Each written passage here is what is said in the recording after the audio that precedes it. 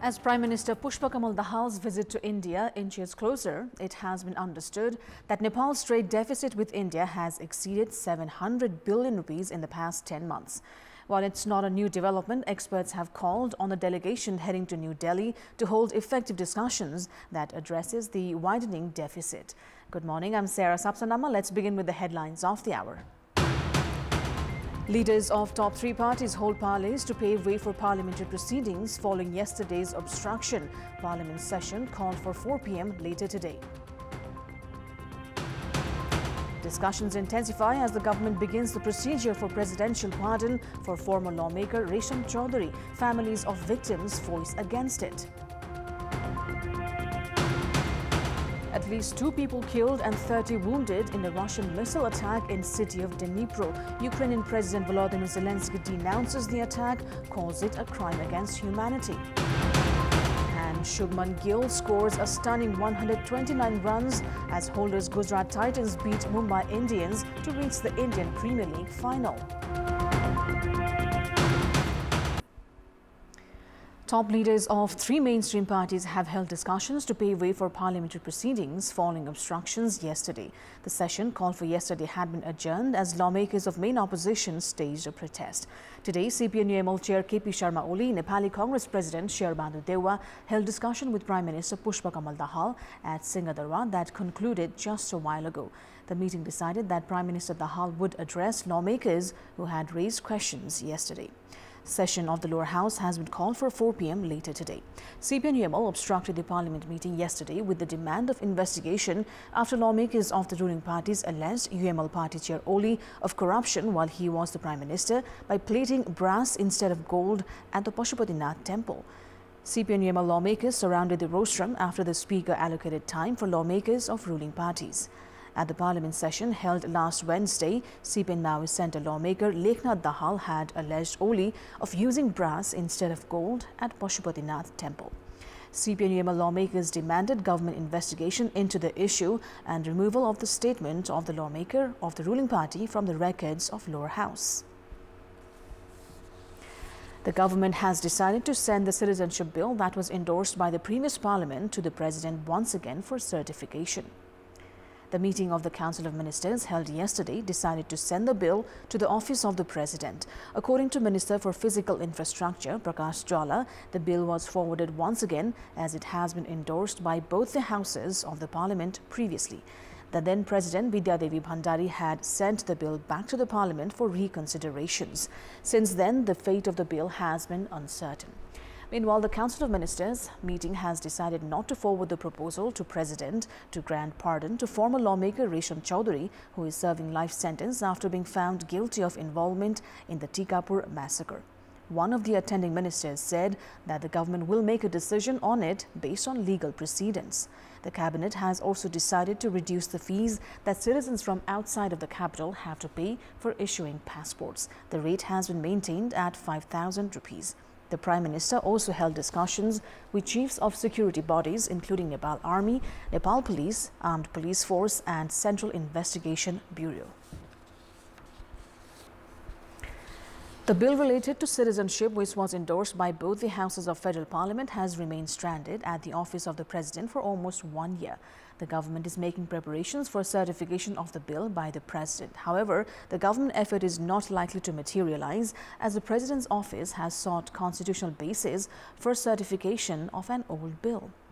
While issuing the government's Common Minimum Program, Prime Minister Pushpa Dahal had said that there would be no delay in issuing citizenship for the children of those who had received citizenship by birth.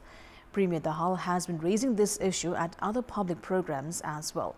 He has already suggested President Ramchandra Podal to certify the bill. However, despite holding several discussions with constitution experts, President Podal has yet to reach a conclusion. Based on the constitutional arrangement, the President is required to certify the bill endorsed twice by the Parliament. However, constitution experts are divided on whether a bill could be certified by the President when new lawmakers have been elected after the end of the term of previous Parliament. While many experts have suggested continuing the previous point, some others have called for starting over. Despite the lapse of 8 years since the promulgation of the Constitution, children of those who are citizen by birth have yet to receive their citizenship certificates. When CPI Chair KP Sharma Oli was the Prime Minister, the then President Vidya Devi Bhandari had issued an ordinance related to citizenship upon the recommendation of the government on 23rd of May 2021. Saying it would be appropriate for the citizenship bill to come from the Parliament, the Supreme Court had directed not to implement the ordinance. The following government, led by Nepali Congress President Sher Bahadur Deua, forwarded the citizenship bill from the Parliament to the President for certification. However, then President Bhandari returned the bill to the Parliament for revisions on 14th of August 2022. The lower house and the National Assembly endorsed the bill again and sent it to the President. However, Bhandari did not certify the bill and left it stranded. Now, moving on, discussions have intensified as the government has begun the procedure for presidential pardon for former lawmaker Resham Chaudhary, who was slapped a life sentence after being found guilty in the Tikapur massacre. The victims have registered an application at the President's office demanding not to issue amnesty. However, the Office of the President has suggested the government to proceed as provisioned by the law. 8 individuals, including Senior Superintendent of Police Lakshman Neupani, were killed in the Tikapur massacre. The Kailali court had found 11 individuals, including Resham Chaudhary, guilty of involvement in the incident and had slapped a life sentence on the 24th of February 2019. The Payal High Court then slapped a life sentence against 8 individuals, including Chaudhary, on 18th of December 2020. Chaudhary had then moved the Supreme Court against the decision on the 24th of February 2021. The Apex Court upheld the verdict of the District and High Courts on 17th of May. Meanwhile, Office of the President has sent the application registered by Chaudhary seeking a presidential pardon to the Ministry of Home Affairs, asking it to move forward by following existing laws. Based on the Article 276 of the Constitution, the President can issue a pardon or revise and reduce the sentences and actions taken by any court, judicial and semi-judicial entity and administrative officials or departments. Despite issuing amnesty being a right of the President, even Nepal Bar has protested, saying a pardon should not be issued in Chaudhary's case. Legal practitioners have termed the government decision to take forward with process for a pardon to Chaudhary a wrong move. They have said that Chaudhary's case should not be given a political color. Nagarik Unmukti Party, formed by Chaudhary, is currently in the government. The party had been making the release of Chaudhary its major issue since the formation of the government. We'll take a short break here. More news coming up. Welcome back. Of Nepal's total trade, 63% of it is with India. However, the trade deficit is increasing as years-long problems related to trade and transit between the two countries have yet to be resolved. Nepal's trade deficit with India in the 10 months of the ongoing fiscal year has exceeded 700 billion rupees. Experts have suggested Prime Minister Pushpa Kamal Dahal to hold discussions regarding removing Indian administrative complications during his upcoming India visit. Of the 1,335 billion rupees of total international trade in the 10 months of the ongoing fiscal year, Nepal's import with India figures at 845 billion rupees. 63% of Nepal's total international trade is with India, while more than 70% of Nepal's export is with the southern neighbor. Despite zero customs facility, India has not recognized the quality certifications issued in Nepal, which has led to increase in trade deficit. Trade deficit with India has exceeded 700 billion rupees in the 10 months of the ongoing fiscal year. Experts have suggested Prime Minister Dahal to raise the issue of lifting the non-tariff measures for Nepali exports during his India visit. The trade agreement, which expires in October, also needs to be revised. Analysts have urged for amending the agreements with the objective of resolving problems related to release of goods from Indian dry ports and decreasing costs. Adequate homework is also required regarding increasing Indian investments. The private sector has suggested the Prime Minister to hold discussions regarding electricity produced in Nepal and ease in export of Nepali goods. Meanwhile, cross-border digital payment, integrated checkpoints at customs, construction of petroleum pipelines, additional aviation entry points and the operation of 2 international airports are likely to become the major agendas of Prime Minister Dahal in India visit. Implementation of the Panchesar multi-purpose project, which was agreed 27 years ago, is to be discussed during Prime Minister Pushpa Kamal Dahal's upcoming India visit. despite the decision to conclude the detailed project report DPR of the 6,480 megawatt hydroelectricity project, which would also provide irrigation facility for 2.8 million hectares of land within 6 months. Works have yet to move forward even after 26 years of ratification of the treaty. Nepal and India had signed the Mahakali Treaty in New Delhi of India on 12th of February 1996. Agreement was reached to develop Sharada Embankment, Tanakpur Embankment and Pancheswar multipurpose project in an integrated manner. Nepal ratified the treaty as well. However, despite the lapse of 27 years, the DPR of the project has not been completed. Nepal and India are divided on 126 points of the DPR, which was prepared by Indian consulting firm. Nepal is prepared to fund half of the investment requirement for energy. However, India has not paid any interest in the project because of a large settlement in the area, which is likely to be inundated during the construction. A total of 6,480 megawatts of energy would be produced from the project, which has an investment requirement of 600 billion rupees. Meanwhile, 2.2 million hectares of land in India and 65,000 hectares in Nepal would receive irrigation facility. The investment requirement of this project is 6 times cheaper than that of 750 megawatt capacity West Sethi hydropower project. The Pancheswar multi-purpose project is likely to generate 53.41 billion rupees in annual revenue. Based on the government assessment, 22,765 individuals of 2,926 households are to be resettled for the project. During his Nepal visit in 2014, Indian Prime Minister Narendra Modi had assured of completing the DPR of the project within 6 months. However, lack of consensus on share of water has seen both nations miss out on possible benefits, while the investment requirement is increasing by the day. Now, in our Public Voice segment, we've asked people in several provinces what issues they think must be raised during Prime Minister Pushpa Kamal Dahal's upcoming India visit. Let's take a look at what they had to say. Public Voice. खासमा अहिले त यो दुई देश बीचको सीमा विवादको बारेमा अलि राम्रो छलफल गर्नु पर्यो। धेरै योजनाहरूको काम बाँकी छ, त्यसको छलफल हुनु पर्यो।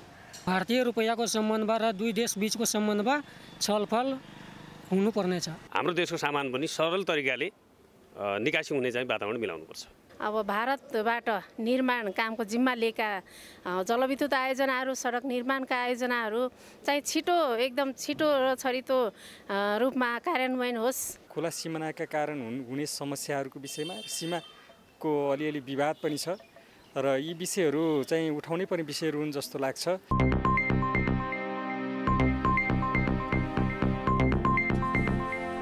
It's time now for our segment Public Pulse, where you text us with your opinion. Public Pulse. The question is, why has the trend of holding development projects and failing to ensure timely completion continued unabated? Your options are A, involvement of government, B, weak laws, and C, practical complications. The voting is on. Type NEWS, select your option A, B or C and send it to 34001 to share your opinion with us. A Russian missile hit a clinic in the eastern Ukrainian city of Dnipro, killing 2 people and wounding 30 in an attack that President Volodymyr Zelensky has called a crime against humanity. Video footage showed a devastated building with smoke pouring out of it and rescue workers looking on. Much of the upper floor of what appeared to be a 3-story building had been badly damaged. Dnipro Mayor Boris Filatov has said a psychological clinic and a veterinary clinic had been hit. Regional authorities said a 69-year-old man had been killed as he passed the clinic and another man's body had been pulled from the rubble. They said 30 people had been wounded, including 2 children, and contact had not yet been made with 3 people thought to have been in the building when it was hit. Ukraine's defense ministry has called the attack a serious war crime under the Geneva Conventions, which set out how soldiers and civilians should be treated in war. Moscow has dismissed allegations that its soldiers have committed war crimes and denies deliberately targeting civilians, although it has bombarded cities across Ukraine since invading 15 months ago. Former Pakistan Prime Minister Imran Khan has appealed for immediate talks with state officials as pressure increased on him amid a crackdown on his top aides and supporters that has seen thousands arrested as well as many leaving his party. Khan has been embroiled in a tussle with the military since he was removed from power last year in a parliamentary vote that he says was orchestrated by the country's top generals. The military has denied this so far. The standoff intensified when earlier this month Khan's supporters were involved in violent protests following his brief arrest on May 9th. The political unrest has worsened as Pakistan faces its worst economic crisis in decades. Inflation is at record highs, economic growth is anemic, and there are fears that the country could default on external debts unless the International Monetary Fund unlocks delayed disbursements. Hong Kong locals race to collect traditional desserts from a tower as the annual Chung Chau Bun Festival returned to full scale for the first time since 2019.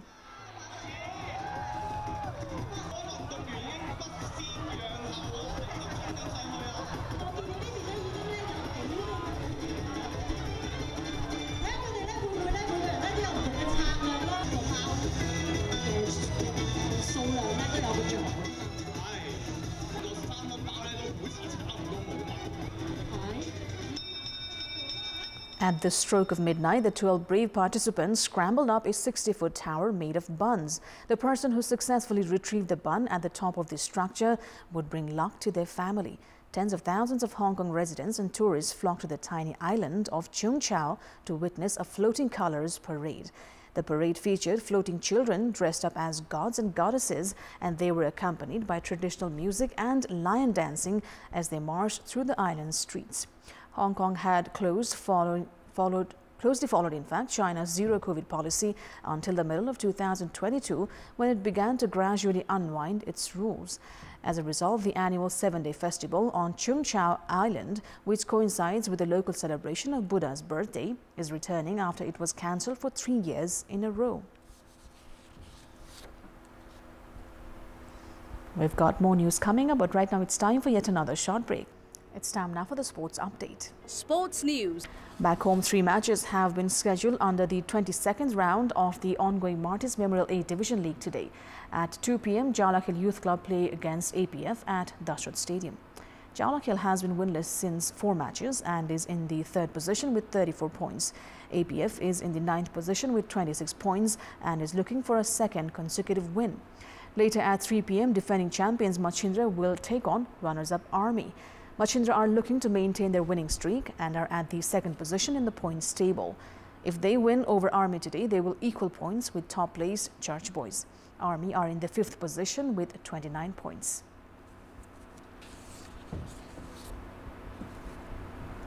And up next is the weather update.